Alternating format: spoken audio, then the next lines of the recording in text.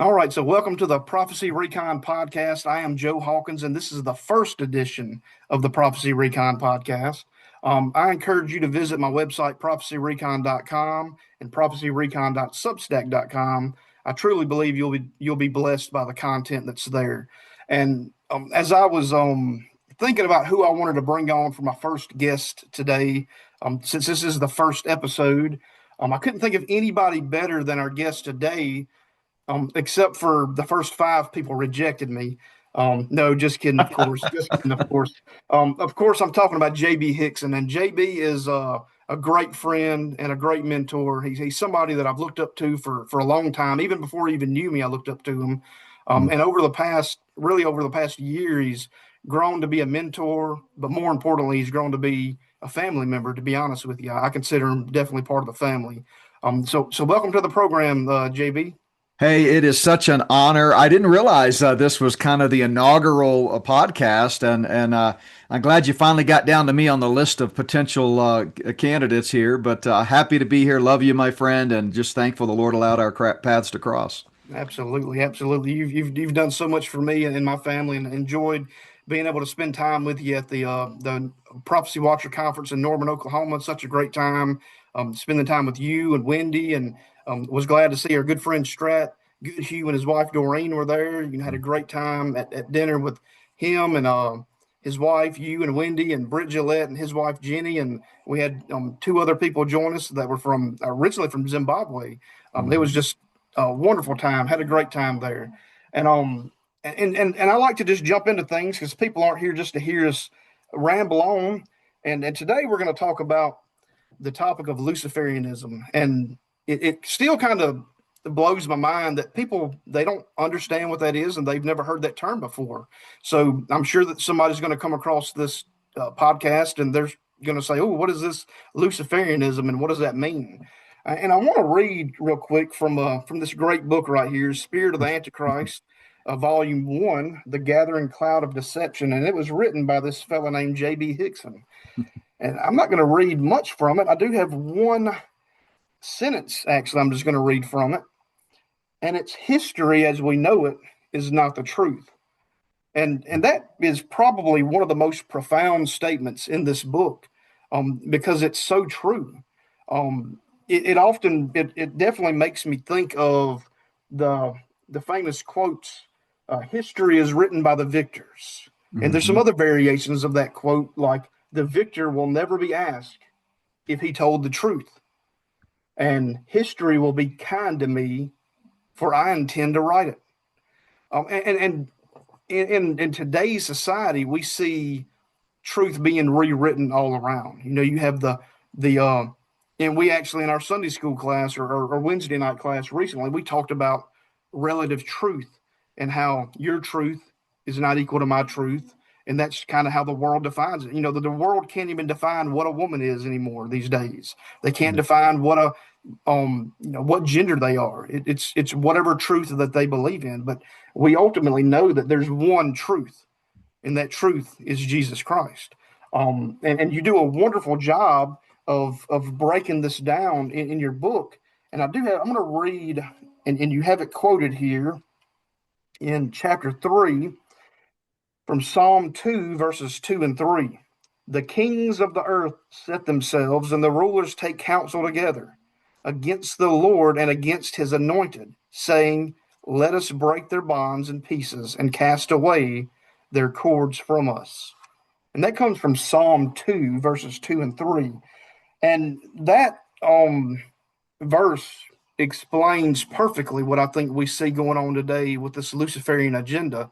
And I want to just give it over to you, JB. What is Luciferianism, and and why is it such a relevant term for today? Well, I never tire, Joe, of talking about this subject because it's just really changed my life back nearly 20 years ago when, I was already well established in ministry. I had written a book or two in the theology realm, was teaching full time at a college and seminary. But my eyes were opened to the reality that things are not really as they appear, and that there really is a hidden agenda. There's an unseen realm, and that almost nothing we've been taught about history is as it actually appears. And I owe a great debt of gratitude to my good friend Shane, who was a colleague of mine and still one of my dearest friends to this day, and to whom I dedicated that first volume that you just talked about. And since then, it's been a journey of just constantly going down the rabbit hole, uncovering rocks and turning over rocks to see what I can find that I've been lied to about. And so the best way to define Luciferianism, I think I'm going to go ahead and share my screen if that's all right, and just show a quote here, because sometimes people will say, Luciferianism, did you make that up? That kind of thing. And I'm like, no, not at all. So this is Albert Pike. And he, of course, is a Satan worshiping 33rd degree Mason, kind of the father of Freemasonry, some people say, American Freemasonry. He said, that which we say to a crowd is we worship a God, but it's the God one adores without superstition. To you, sovereign grand inspectors general, we say this, that you may repeat it to the brethren of the 32nd, 31st, and 30th degrees. And listen to what he says. The Masonic religion should be, by all of us initiates of the highest degrees, maintained in the purity of the Luciferian doctrine. Yes, Lucifer is God. Lucifer, God of light and God of good, is struggling for humanity against Adonai, the God of darkness and evil. So that is exactly just the opposite of what you read from King David in Psalm 2. So Luciferianism is the belief that Satan is the hero and God is the enemy, and that Satan is trying to take back control of this world from God. And it's their name for themselves. And obviously, we don't have time to go into all the detail, but in my books, I clearly cite how they've called themselves Luciferians, going way, way back. Of course, they get that term Lucifer from Isaiah 14. It's another name for Satan.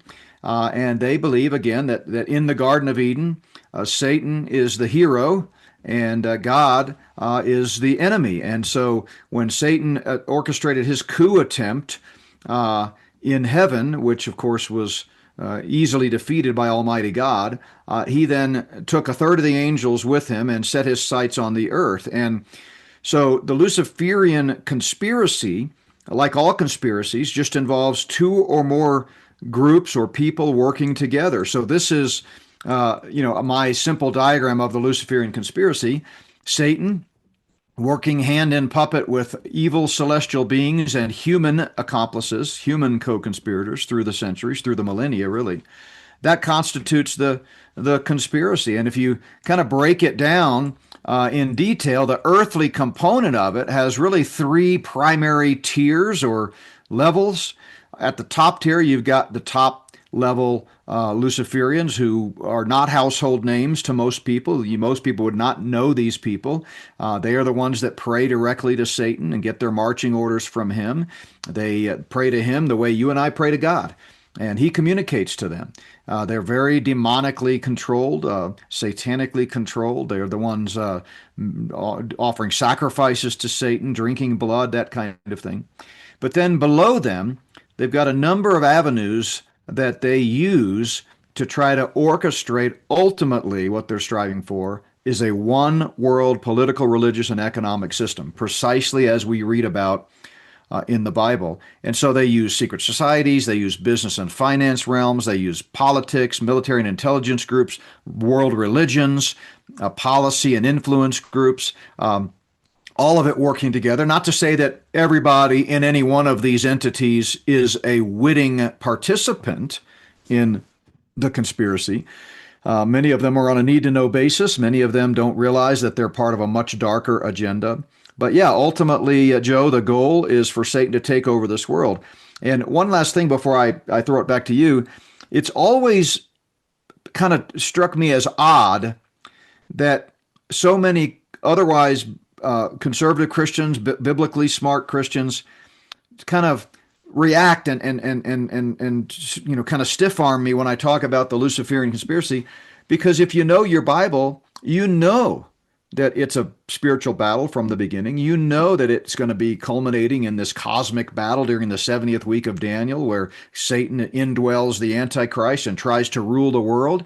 I mean, we know that biblically and theologically. What we fail to recognize many times, and this was me prior to kind of waking up to all this and starting to study it, we fail to realize that that reality from the Bible has very real implications for day-to-day life, especially in America, especially in these great last days. We are seeing some, amazing, evidences of this conspiracy reaching a pinnacle and getting closer and closer, as you've written about and you've talked about, to the beast system. Now, we won't be here when the beast system is ultimately rolled out, but we may be here when the good portion of the infrastructure is put in place if the Lord tarries. So, yeah, that's the Luciferian conspiracy in a nutshell. Yeah, I mean, and thanks for that. So, I mean, I'm glad that you mentioned that, and I think you've said this before, that there's not a Luciferian behind every tree, right? And not everybody that's involved in any one of these groups knows everything about it, especially those on that bottom tier. Mm-hmm. It's funny because I was on with Mondo just the other day, and my little I have a lapel pin on my jacket that's a Prophecy Recon lapel pin, and somebody in the comments, somebody had sent me a message, and they said the guest that Mondo has on, he's a 33rd degree Mason. He's a Freemason. I'm like, just based off of the pen, but there are those, and I've learned that people that come out of those societies, just like we're not here to talk about the New Apostolic Reformation though, but I'm doing a lot of studies on that. But I've learned that people that come out of these secret societies and these groups like that, they tend to go on the complete opposite end of the spectrum. They don't want to be deceived again to the point that they are hypercritical about everything, Yeah. and that's what we see happen when these people come out of it. Now, when it comes to the Luciferian ideology that's in the world today, do we see it being influenced by the modern culture, the entertainment, or education in some form or fashion? Without question, yeah, 100%. So it would be helpful, I think, to talk about kind of where we are in the process. So, of course, I believe the Earth is 6,000 years old. Human history is 6,000 years old, and Satan, ever since he got kicked out of heaven, has been aspiring and conspiring to bring about the one world system. Of course, God's the ultimate arbiter of the timetable, and so everything has to happen according to God's plan. But absolutely, we are in the last part of the last days, I believe, and Satan is getting closer than ever before. And all eyes right now of the Luciferians are on the United States of America. Brief history. When this country was started, which it was started by many of the founding fathers who were Freemasons and part of a sort of a satanic influence over there in Europe that goes back centuries before America, and they were sent over to the New World to establish a beachhead for the New World Order. And I'm talking now in about the mid to second half of the 18th century. Now, of course, the original Puritans and Pilgrims that came over in the early 17th century, they were all God-fearing, Christian people trying to, seek religious freedom and serve the Lord. But by the time you get to 120 years later or so, or 150 years later, the founding of this country, there was definitely a hidden agenda there. And so while it is true that many of our founding fathers were Christians and did have our best interest at heart, many of them did not. And so that's why I push back a little bit at when people cherry pick quotes from founding fathers that make them all sound like God-fearing, born-again, godly people when they really weren't. But in any event, going back to that time period, they thought they could have a New World Order beachhead here in this continent. But unfortunately, because the Christians had a 150-year head start, the Spirit of God was moving. There was already God had other plans to use this great nation of ours, which you've served, by the way. Thank you for your service, and many others. he intended and is using this to further the gospel and to make a difference in this sin-stricken world. So they really underestimated the power of the Spirit of God and the power of the 150-year head start that the early Christians had. And so it was much harder for them than they thought it would be to really establish a country that has a lot of sort of Luciferian ideology in it. Now, I might hasten to add that the constitutional aspect of this country is pretty awesome. I mean, it was patriotic built. It was had some good principles in it. But again, they don't necessarily worry too much about the system of law that they build into place. They meaning the bad actors, the bad guys in the founding of this country, because they know they're just going to break it anyway. So I'm not disparaging, the Constitution. I think it's one of the greatest documents next to the Bible in the history of mankind. But the point is, their agenda was delayed. And by the time you get to the year 1900, in the early part of the 20th century, they realized that it was not going to be an easy battle to get control of this country. So they set out in earnest at that point, so we're talking 125 years ago, to take control of the media, as you just mentioned, academia, higher education, medicine, the pharmaceutical industry, every aspect of American culture. And they're in it for the long haul. And they knew the easiest way to get America to get on board with the New World Order and the one world system was to get us to do so willingly, to climb on the trains willingly. And so what do we see over the last 125 years? We see a marked, profound decline in morality, cultural shifts, the apostate church that I just wrote about in my latest book, things like that. And I think it's gotten to the point where we're at a tipping point. They've bragged about and emphatically proclaimed in their writings and in leaked documents and in other groups, if you pay attention, about destroying this country. They know they've got to get rid of America before they can usher in the one world system. And so this is the one country standing in their way. And that's why I really say that all eyes right now within the Luciferian agenda are on America. It really is sort of ground zero for these last days events. Yeah, and I agree wholeheartedly with all of that. And me and you have had many conversations over the last year or so, and and I think that's why we're such kindred spirits, because we kind of align on a lot of this. Um, so many people, when it comes to the right left paradigm, they pick one side or the other, and they don't realize that those lines have been blurred, and they're actually together. And that's where this Luciferian agenda kind of meets. It meets right there in the middle. They're here to put this plan together, and it's ultimately to fulfill the lie of Genesis 3:15, not necessarily to worship Satan. Satan doesn't want to be worshipped. He can care less if you worship him. He just doesn't want you to worship God. He Mm-hmm. wants you to worship yourself, and that's the basis of Satanism, right? The law of Satanism is do what thou wilt is the whole of the law. Just do whatever Yep. you want to do. Continue to do it, and that's the decline that we've seen in society, especially like you've talked about recently. I believe that you and oh goodness, the pastor up there in the area of Colorado, you just had him on, Brad Oh, Brad Maston. Maston. Yeah. Yeah, Mm-hmm. Brad Maston. You and him just did a podcast recently on what you call it, edutainment. Edutainment. Yeah, that was great. I Yeah. mean, it was great. It talks, and I'm going to have to get him onto the program, by the way, after that. I mean, I've listened to him, on your program several times, but I really appreciated that program because it hit the nail on the head, and we see this vast decline in morality, and it's all boils down to self worship. People Yeah. want to worship themselves, and that's exactly what Satan wants to do.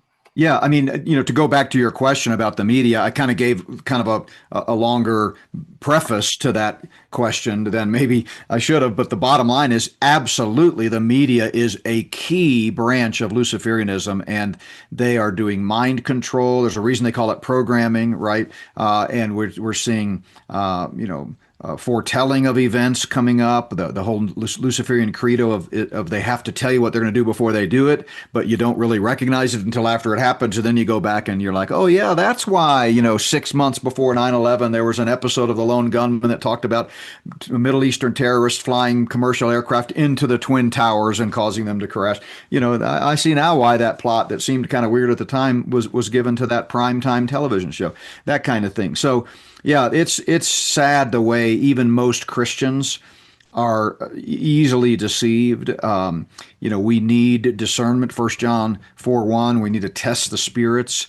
And another big part of their agenda is this blending, this merging of the church, conservative evangelicalism, with politics, so that we're so wrapped up in the right left paradigm, we completely ignore the right wrong paradigm. And we're willing to support a party and a platform that is pro abortion, pro LGBTQ, and things like that. And yes, they are. People can save me the email. Don't send me the email and tell me, well, the Republican Party's not for those things. Absolutely it is. And they even changed their platform on abortion recently. So yeah, it's the media is a big part of it, Joe. 100% agree with you, and I'll be sure to link your email in the show notes so that everybody has that. Just messing, by the way. So let me make sure that we don't have anything else here. So I think it's gonna wrap it up for today. We did talk about a few things that some of you guys may find a little out there, and if you thought that was out there, wait until you tune in the next time I have JB on when we talk about cryptids. And that's going to be a wonderful conversation. But if you and I just want to turn it back over to you, JB. Please tell everybody how they can reach out to you, get on your website, your books, your store, any upcoming events that you have. Feel free to share anything that you would like. Yeah, so I would encourage folks, to check us out on the web at notbyworks.org. They can also download the free app, NBW Ministries, in the App Store or Google Play Store. If this whole idea of the Luciferian conspiracy is new to you, like it was to me 20 years ago, I highly recommend you check out my 3-volume set, Spirit of the Antichrist, Volumes 1 and 2, and Spirit of the False Prophet, Volume 3. And it lays it out there. I mean, it is a deep dive with bibliographic citations over 100 pages, and it just walks you through all the lies that we've been told, particularly as it relates to U.S. history with a little bit of world history in there. So folks can go to spiritoftheantichrist.org, spiritoftheantichrist.org, and they can kind of see the table of contents of each volume. They can read the preface, get familiar with the content, and see if that's something for them. It's available in print, in Audible books, audiobook, or in Kindle and digital book. But yeah, thanks for letting me kind of talk about one of my favorite subjects today, Joe. Absolutely. And we're definitely going to have you back on. And I just want to remind people that they can find Prophecy Recon, my information, Joe Hawkins, by the way, if you don't know me. I'm still new at this, so if you haven't figured that out by now, you just did. But you can find my information at prophecyrecon.com. I have a Substack, prophecyrecon.substack.com. And I'll link up all of this information in the show notes. One of the proudest things that I have on my website is a prayer wall. And I know JB has a prayer wall on his website as well. That's something that we oftentimes don't think about doing first, is praying for people. And I was recently asked by somebody, what can I do? What practical thing can I do for people? I'm like, the first thing that you should do for people is pray. Then the response I got was, well, I know how to pray. Like, just kind of threw it off like it's just, like prayer is nothing. But prayer is a privilege that we all have. And Paul says, bear one another's burdens and so fulfill the law of Christ in Galatians. So I would encourage you, if you have prayer needs, please go to our prayer wall, post it on our prayer wall, post it on JB's prayer wall, and go to that daily and pray for the needs of others, because prayer matters, and prayer is what we truly need. And prayer is what I need, and prayer is what JB needs. And that's, I just wanted to put that out there. I want to have a big emphasis on this program when it comes to prayer. I want us all to pray for one another, because we all need it. And that's all I got for this week. So you'll tune in next week as we have on another guest. And until next time, or until we meet in the air, I want everybody to stay awake and keep watch. God bless.